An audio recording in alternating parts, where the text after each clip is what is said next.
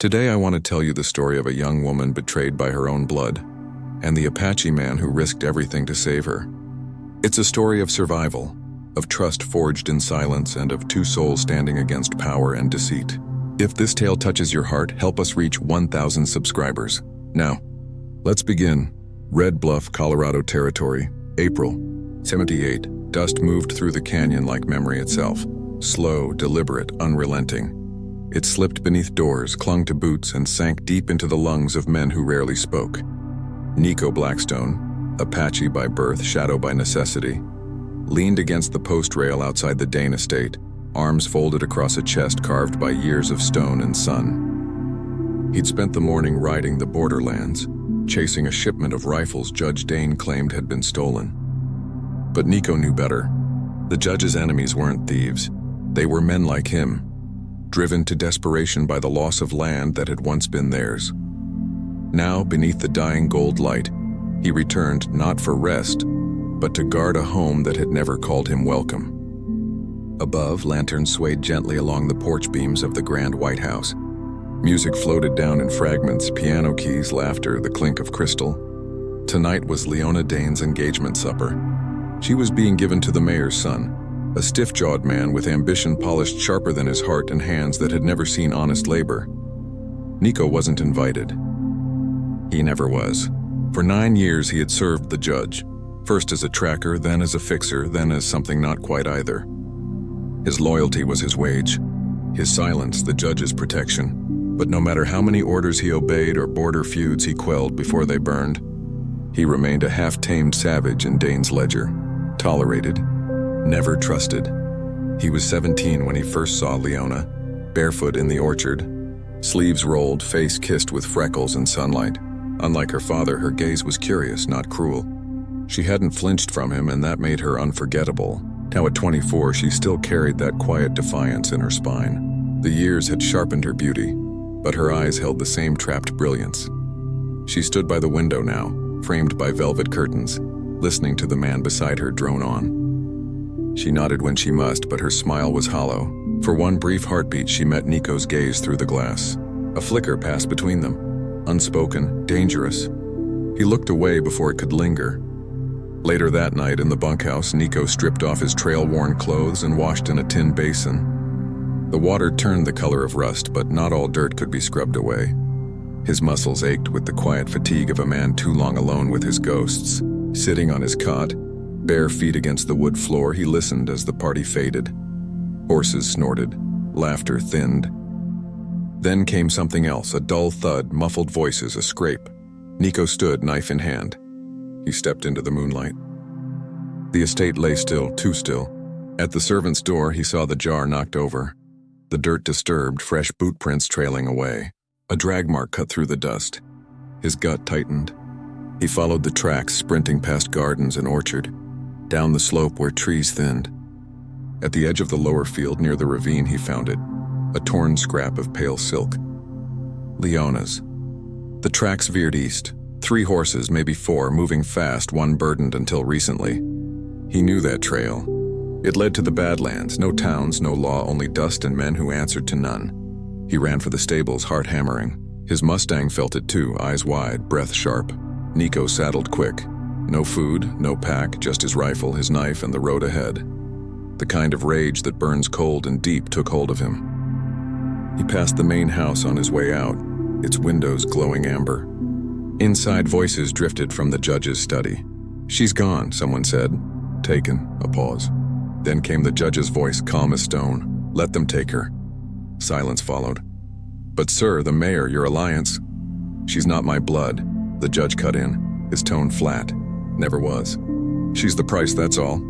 Nico's blood turned to ice. Leona, discarded like a broken promise. He didn't knock. He didn't speak. He rode into the night like a shadow set on fire.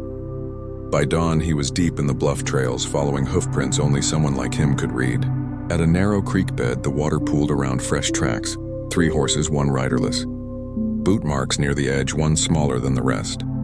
Someone had stumbled. A branch snagged with a shred of silk confirmed it. She was still alive.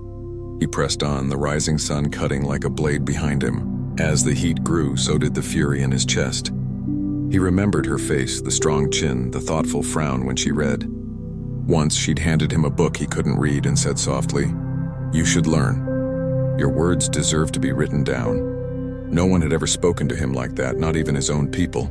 And now she was gone. Not for ransom, not for power. No, this was punishment. Judge Dane clearing the past before it spoke. And Nico knew one thing.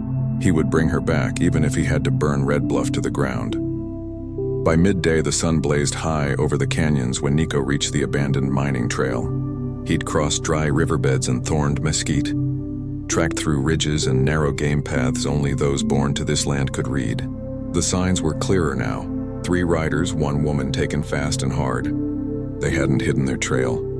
They didn't think anyone would follow. Or perhaps they thought no one would dare. Nico knelt beside a hoofprint in the chalky soil. The spacing told him the horses had slowed. Less urgency. They were close to wherever they planned to rest. He scanned ahead. Low brush, jagged rock walls, a narrow break between cliffs. A blind passage, perfect for an ambush or a hiding place. He tethered Ghost beneath a bluff and moved forward on foot, rifle slung across his back, blade at his hip. The world had gone still save for the buzz of flies and the cry of a lone hawk. Then voices. Faint, muffled, echoing from stone, laughter, a grunt. Something fell. He crept closer. A weathered opening yawned in the rock wall, half hidden by brush. An old mine shaft, long abandoned, half collapsed, but deep enough to shelter men with no souls. He edged near, every muscle tuned to sound. Hold her still. "Damn it," one man snarled inside. Another voice answered, crueler. "Girl don't even have sense to scream no more." Nico's vision narrowed. 2 voices. The third must have gone scouting. Good, he didn't hesitate. He exploded through the brush like a storm, blade first. The first man never drew his gun. Nico's knife sank beneath his ribs, twisting once before the body fell.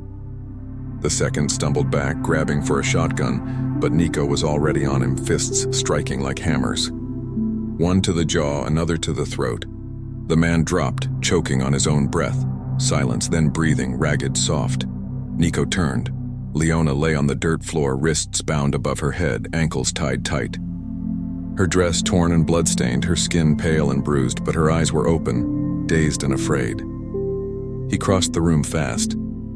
"Leona," he said quietly. "It's me, Nico." She blinked, tried to speak, lips trembling. He knelt, cutting the ropes at her wrists. When he moved to her ankles, he hesitated, saw the dark stain between her thighs. His heart sank. "Are you hurt?" he asked, voice tight. Her eyes welled. "No, not like that," she whispered. It's just my time." It took him a moment. Then relief flooded through him, fierce as fire meeting wind. "Oh," he breathed. "Okay." He didn't blush, didn't look away, just helped her sit, wrapping his coat around her shoulders. Her hands trembled. "I thought you wouldn't come," she said softly. "I did," he answered. That was enough. When he lifted her, her knees gave way. He caught her easily, carrying her into the fading light. The sky outside was blinding after the cave. Her fingers clung weakly to his shirt.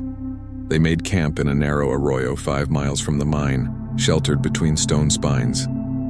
Nico built a small fire from dry roots and boiled water. He handed her a tin cup, his coat still around her. She drank slowly, her lips cracked and pale. "You knew where they'd go," she murmured. "I knew what kind of men they were," he said simply. "This is where I'd hide if I didn't want to be found." She nodded faintly. Silence stretched, not awkward but heavy, like something buried too long. "Why did my father send them?" she asked at last. Nico didn't answer right away. He cleaned his knife, each stroke steady. "Because you're not part of his plan anymore," he said finally. "Because you know too much." Her throat worked as she swallowed. "He always hated me," she whispered. "I just never knew how much." Nico looked up. "He's not your father," Leona blinked. "What?" He set the knife down. "I heard him tell the mayor's envoy. Said you weren't his blood. Said he wouldn't pay to bring you back." She stared at him, lips parting. "That's why he wouldn't come," she said faintly. "That's why—" "He used to look at me," she said quietly, like I reminded him of a lie. Nico said nothing. He knew that kind of gaze, the one that stripped you down to something unwanted. Leona pulled the coat tighter around her shoulders. I always thought if I tried hard enough, he'd see me. Like I mattered. Nico met her eyes. You do matter, he said. Just not to him. Her eyes burned, but no tears came. She was past that now. What filled her was colder, sharper. He'll come after us, she said. I know. She reached across the fire, her fingers brushing his. I don't want to go back. You won't. He said it like a vow, quiet and absolute. As dusk settled, Nico cleaned his rifle and honed his blade. Leona lay beneath his blanket, watching the stars blink to life. The warmth of the fire touched her skin, but it was his nearness that steadied her heart. Not safe, not saved, just not alone. He didn't ask for thanks. Didn't speak of what came next. But when the wind began to whisper through the cliffs, both of them knew this was only the beginning. Red Bluff wasn't done with them yet. The sun rose slow behind the sandstone cliffs, spilling long orange streaks across the scrubland. The air held a bitter chill, and the ashes of last night's fire glowed faintly in the arroyo where they'd taken shelter. Leona stirred beneath Nico's coat, the ache in her body dulled but lingering. When she sat up, she found him crouched near the bluff's edge, scanning the horizon. The rifle rested beside him, his hands still but ready. She cleared her throat softly. He turned, stood, and walked toward her. You all right? She nodded, pulling the coat closer. Sore but alive. You slept. I didn't dream, she said faintly. Not sure if that's a good sign. Nico crouched beside the cold ashes, added twigs, and coaxed the flame back to life. Means your body's still fighting, he said. That's enough. Leona watched him a long moment. You talk like someone who's lived 2 lifetimes. I have, he said, his tone even. By mid-morning, they were on horseback, Nico in front, Leona behind him on Ghost. The Mustang moved steady beneath their weight, sure-footed on the narrow ridge trail. Leona's hands clung to him, fingers gripping his sides for balance. Below them, Red Bluff shimmered in the distance. A cluster of rooftops crouched beneath the white steeple's shadow. Nico slowed at a high outcrop and pointed ahead. There, he said. That's where we're going. Leona frowned. Red Bluff. That's the last place we should be. Not into town, he said. To the edge. There's someone there I trust. Her brow arched. Trust? Mostly. She said nothing more. Just held on tighter as they rode again. By dusk, they reached the town's outskirts, keeping to narrow back trails and mesquite thickets. A weathered cabin stood on a hill above Red Bluff, half hidden behind wild oaks and an overgrown garden. Smoke curled from its chimney. Nico dismounted, led Ghost to the side corral, and helped Leona down gently. Inside, the cabin smelled of tobacco and old paper. Maps covered the walls, corners curling from age. A stovepipe hissed softly in the corner, filling the room with the faint warmth of waiting. Glenn, Nico called out. A moment later, an older man stepped from a side room, gray-bearded and sharp-eyed, somewhere in his 60s. Suspenders hung from his shoulders, a holster at his hip, and a glass eye gleamed in the lamplight. Well, hell, he muttered. Didn't expect you back, and sure as sin not with her. She needs a place to rest, Nico said quietly. Only for a day or two. Glenn's stare hardened. You know who her father is? Leona stepped forward. I'm not his daughter. Not anymore. Glenn studied her face, then turned to Nico. Trouble, his eyes said. Nico gave a single nod. Coming fast. That night, Glenn let them sleep in the side room. It smelled of cedar and leather. Leona fell onto the cot, exhausted. Nico stayed by the window, rifle across his knees. How do you know him? She asked softly. Nico's voice was low. He used to ride with the Rangers. Quit after they burned my village. Refused the next commission. Said justice shouldn't wear a badge. And he trusted you? He doesn't trust anyone, Nico replied. But he respects truth when he sees it. Leona pulled the blanket closer around her shoulders. When you heard them talking, my father, was he planning to sell me all along? Nico stared out the window. I don't think he ever saw you as a daughter. Just a name on a ledger. A means to a deal. Leona exhaled, sharp and quiet. I used to pray in that church every week. Thought if I stayed faithful, God would make it all make sense. Maybe that's the problem, Nico murmured. You tried to make sense of something built on lies. The next morning, Glenn handed Nico a folded parchment. Got this from a courthouse clerk. Quiet kid, owes me. It's a copy of Dane's land deeds last quarter. Nico unfolded the paper. A list of names? Some crossed out, some new. Leona leaned in. "My mother's land," she whispered, pointing. "It was meant to stay in trust, untouched. But it's here," Nico said grimly. "Transferred to say?" Leona's voice trembled. "She died before he could take it. She told me it would be mine. Her name should be there, not his." Nico traced a line on the page. "Look, dated 2 months after she passed." "That's impossible. He forged it," she said flatly. "He never owned the land." Glenn's jaw tightened. "Then he's lied about more. A man who rewrites the past for power. Don't stop at the deeds. Find proof." Leona looked up. "There's a safe in his study, under the floorboard near the shelf. I've seen him open it after his meetings." Nico nodded slowly. "Then we go tonight." At dusk, wrapped in darkness, they rode back toward the Dane estate, keeping low along the ridgeline. They left the horses tied beneath the slope and crept through the tall grass. The house was dim, most servants gone after the engagement feast. They slipped through the rear servant's door. The study reeked of whiskey and gun oil. In 3 strides, Nico reached the desk, pulled back the rug, and pried up the board.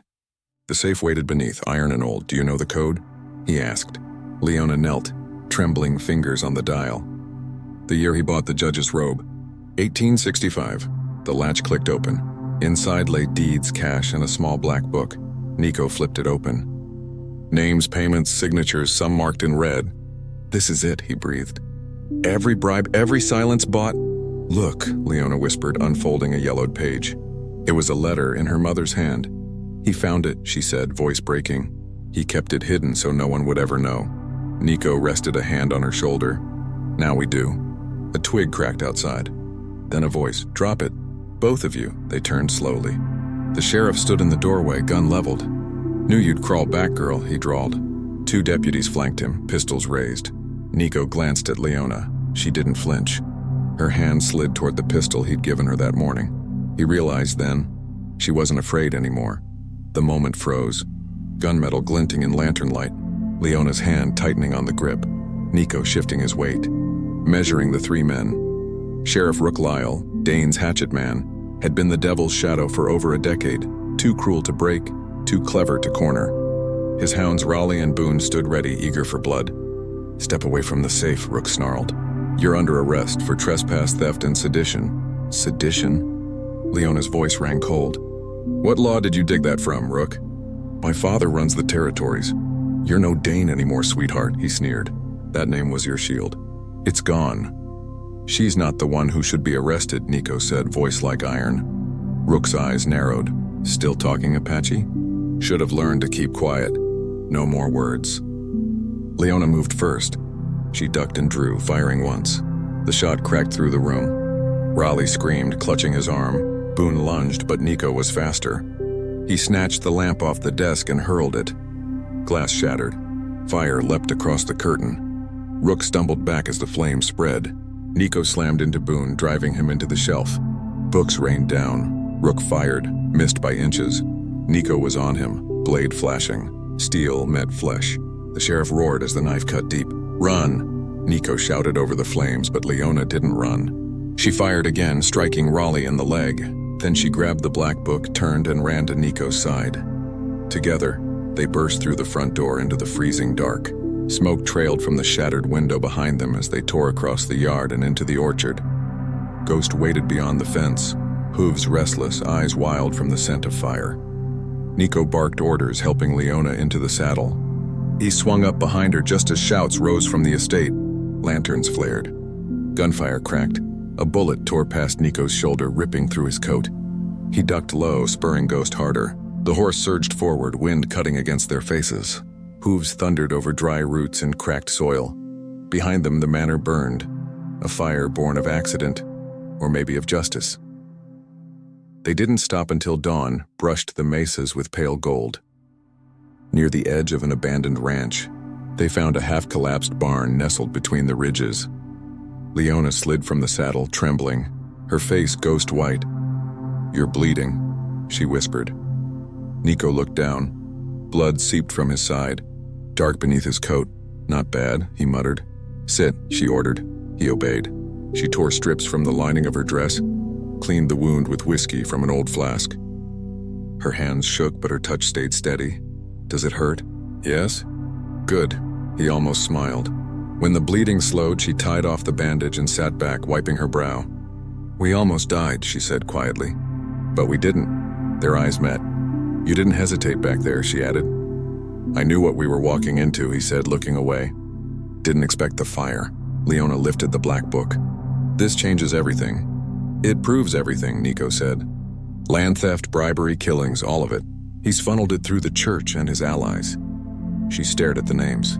"These men, they've ruled this place for years, not anymore. So what now? We expose them. But not here. Red Bluff's theirs, then where?" "There's a circuit judge in Santa Fe," Nico said. "Clean, honest. I rode escort for him once. He'll listen if we reach him. That's a week's ride. And your wound, I'll manage." She reached out, fingers brushing his. "You saved me," she whispered.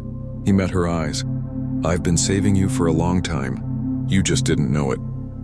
Later that night, inside the ruined barn, Leona couldn't sleep. The silence pressed heavy, broken only by Nico's slow, ragged breathing. She turned toward him. "Why do you care?" she asked softly. His eyes opened. "I mean, why me? Why not walk away when you had the chance?" He was quiet for a long moment, then said, "Because I saw you." "What do you mean?" "The first time 9 years ago. You were in the orchard reading. You looked up at me like I was human. No one else ever did." She breathed out slowly. "You think that's love?" "I don't know," he said, "but it was enough to keep me from becoming like them." She touched his bandaged side. "You could still die from this." "I've died before," he murmured. "Just not all at once." A faint smile touched her lips. "That's a very Apache thing to say." "I'm a very Apache man." She leaned close, pressed a kiss to his forehead, then lay beside him, her hand over his. Outside, the wind whispered through the broken ranch. The wolves would come soon, but for now, inside the bones of what once was, they had peace. The first 2 days toward Santa Fe were silent and hard.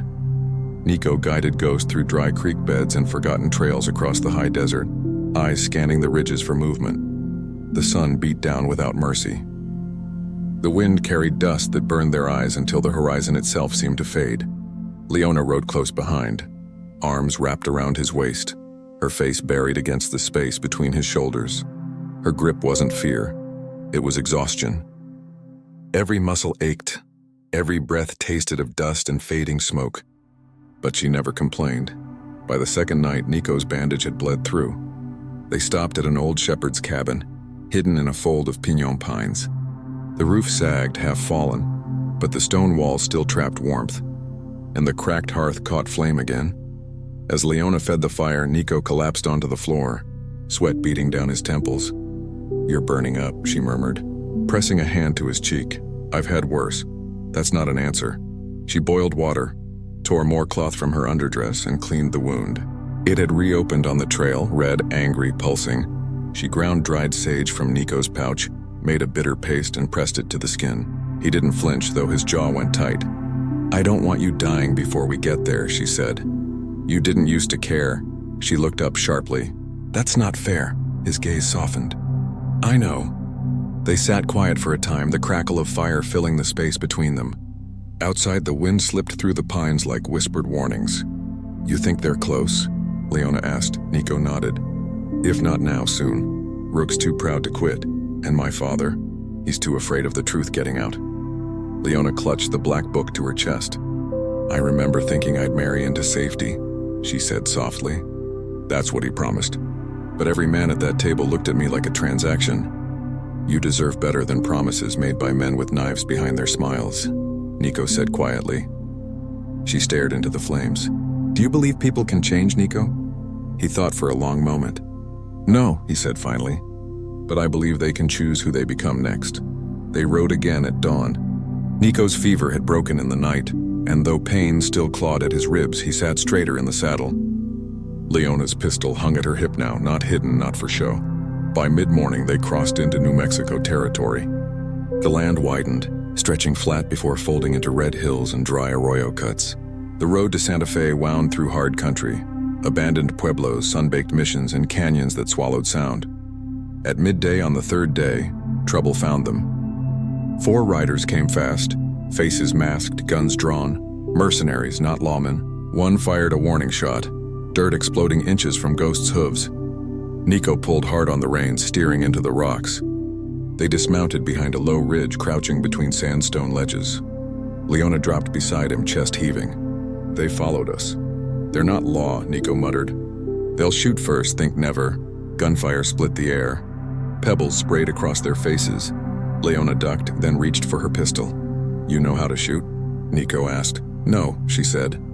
But I know how to aim. He handed her the spare rifle from his saddlebag, his voice low and steady. Wait for my signal.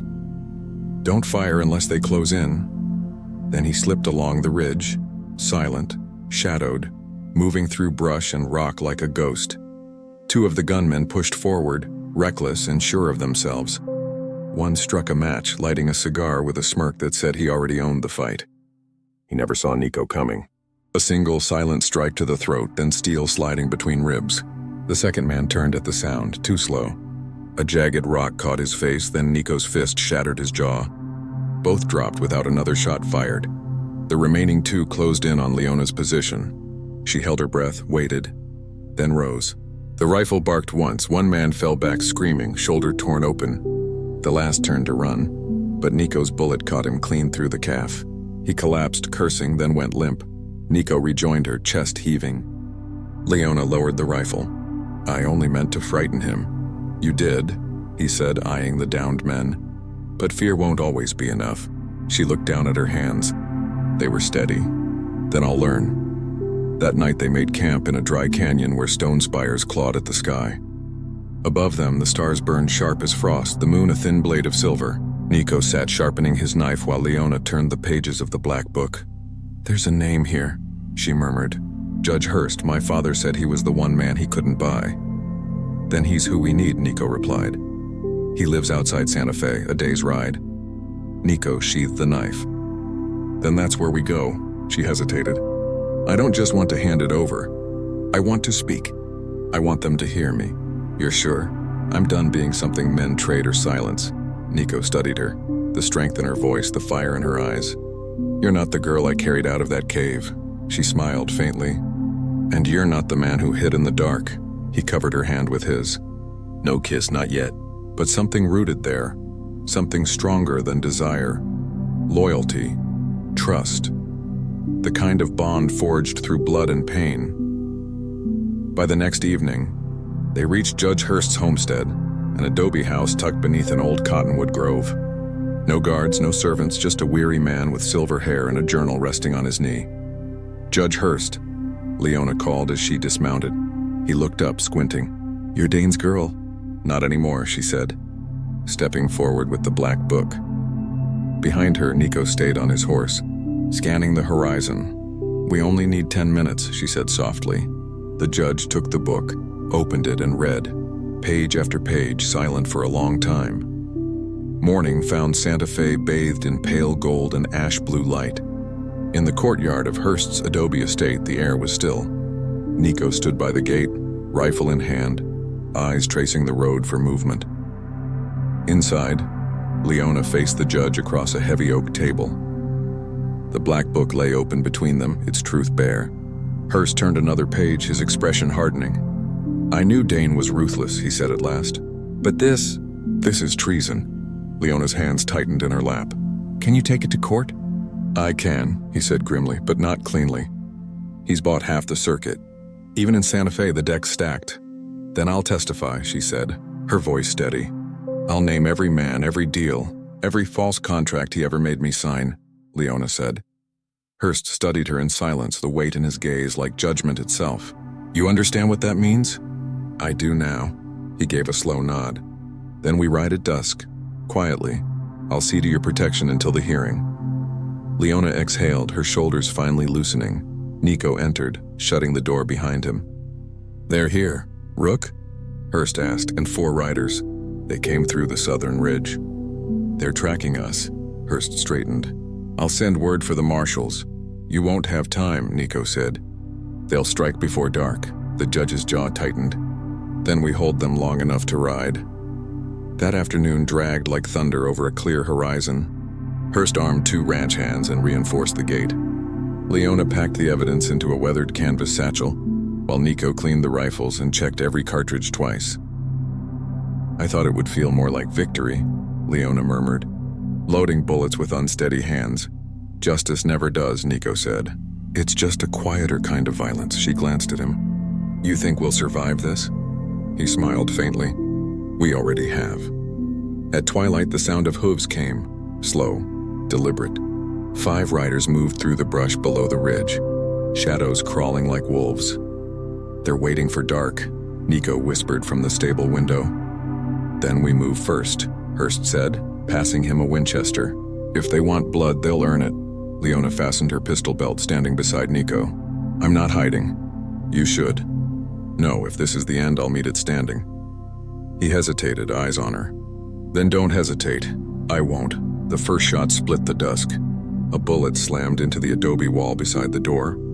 Nico fired back, 1 clean shot, 1 man down. Then chaos swallowed the yard. Gunfire cracked from both sides. Dust filled the air. A rider charged the fence but fell before he reached it. Hurst's ranch hand didn't miss.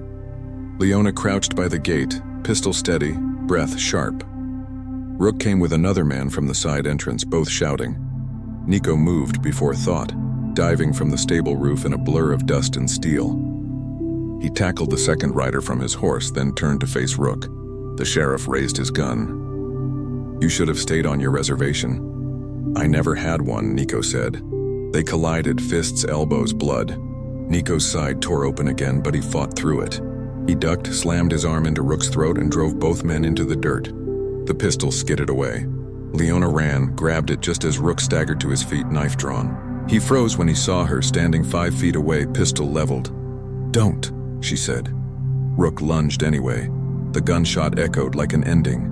Rook fell to his knees, disbelief clouding his eyes, and collapsed forward into the dust. Silence returned, heavy and absolute.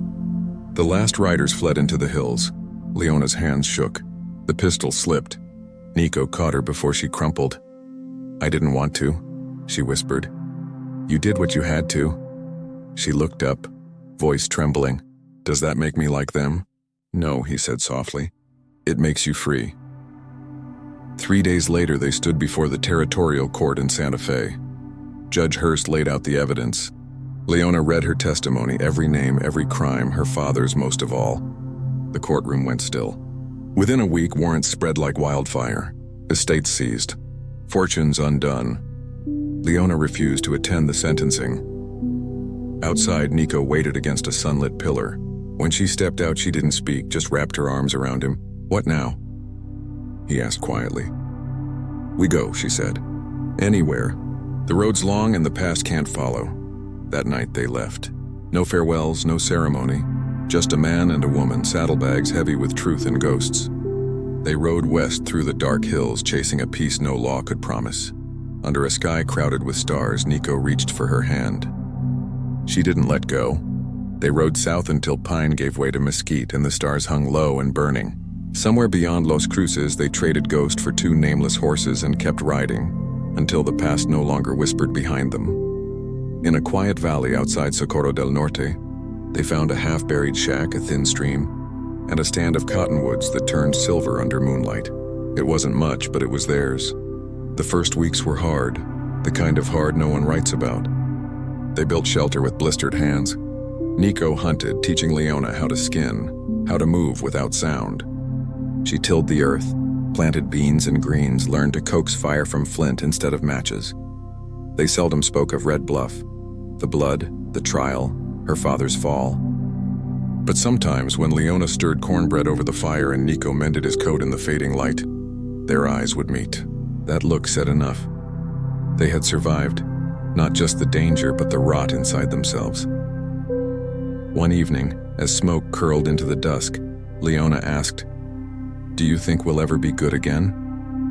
Nico paused, gaze on the fading horizon. "We were never bad," he said. "Just broken." Then one morning they heard hoofbeats in the distance. Slow, steady. Not charging. Just one rider, coming their way. Nico stood in the doorway, rifle slung low across his shoulder. A U.S. Marshal approached, coat dusty, hat tipped against the sun. He dismounted slow, polite, and nodded. "Morning," he said. Nico didn't answer. The marshal's gaze drifted past him toward the shadowed cabin where Leona stood. "I come with news, not trouble," he said. "Judge Hurst sent me. Thought you should know." Leona stepped forward. "Know what?" The marshal pulled a folded paper from his coat. Official, stamped final. "Dane's dead. Took a knife in territorial prison. Never spoke a word, not even at the end." Leona's face didn't move. Her voice didn't either. "He left no will, no heir," the marshal went on. "Estates dissolved.